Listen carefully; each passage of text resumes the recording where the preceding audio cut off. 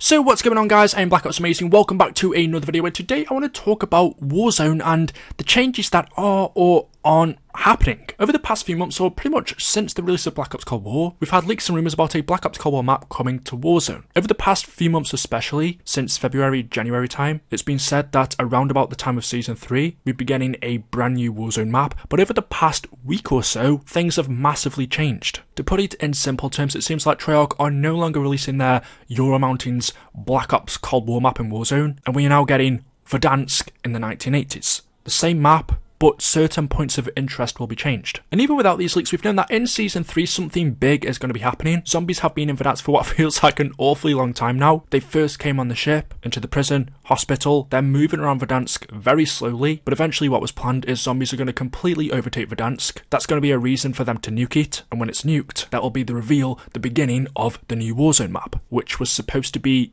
totally different, the Ural Mountains, but now we are going back in time to the 80s, to when Verdansk was first built. If you don't want to know leaks, I guess it's too late now, but click off the video. There are several very credible leakers for Call of Duty over on Twitter. Some of these always release information on zombies that turns out to be true, but in terms of Warzone, well, the first tweet is from Tom Henderson where he said, Warzone is going to go down the Fortnite route. And this is what I was kind of thinking. Instead of them giving us a completely new map, Warzone, whatever you think about it, is successful for a reason. Part of that reason is because of the map. There's always going to be things about it that you don't like, certain points of interest and locations, but you can't say that Warzone isn't one of the most successful battle royales. It's definitely up there with Fortnite, and what Fortnite do that keeps their success going is they don't give us new maps like what PUBG did. Instead, they just keep updating the current one. It's the same world almost, but they add new points of interest. And so what Warzone do is we keep Verdansk, it's the same location, but new points of interest are added. To be honest, I think this is something that should have happened a long time ago. It has now and again. We've had the ship, which is a new point of interest. They opened up Stadium, which isn't new, but it was quite a big change. But they haven't done as much as this as I think they should have. If we go back to Blackout, they added tons of new locations in that map in a shorter time period that we've had Warzone. They added Ghost Town, which was pretty much buried underground. Another big change is they added seasons, so we'd go from summer to winter to spring and foliage would change. But on Warzone, the changes have been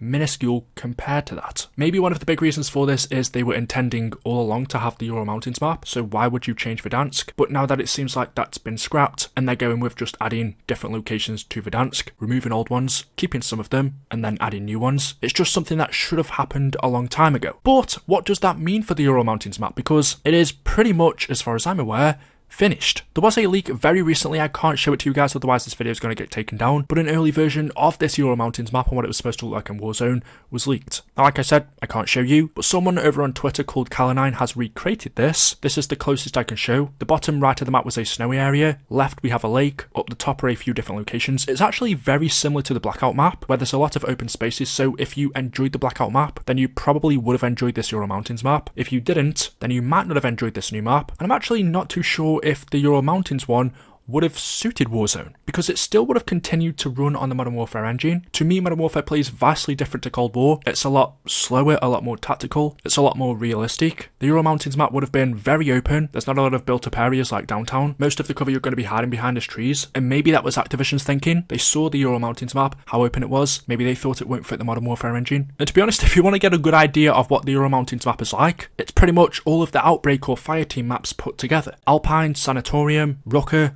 Over. It's all four of those maps stitched into one. But going back to the leaks, Tom Henderson also said a Warzone Season 3 trailer leaked showing a 1980s Verdansk. It's almost like the change would help integrate a World War II map into Warzone at some point. Someone then replied, I thought you said Verdansk would never be playable again unless they introduced a time machine at some point in the story, to which Tom replied, from the leaked commercial, it seems like a time machine or whatever it is has come much sooner than anticipated. So yes, Verdansk as we know it will never be played again. He then went on to say, I'm still bummed about the whole 1980s Verdansk thing. Just for your information, the majority of us who spilled the beans on the whole new map thing literally have images, screenshots and gameplay of the Black Ops Cold War Warzone map, but it appears like something drastically changed and pretty recently. And that's right, it was only up until the past week or so. In mid-March, everyone was still saying we're getting this Ural Mountains map in Season 3, but then over the past week, it's changed where now the Ural Mountains map isn't happening and we're still getting Verdansk with a bunch of different locations. And what makes this even more surprising is all the way back in June of 2020, there was an insider called Jeff Grubb who said, in other shocking news, Blackout is going to return in some form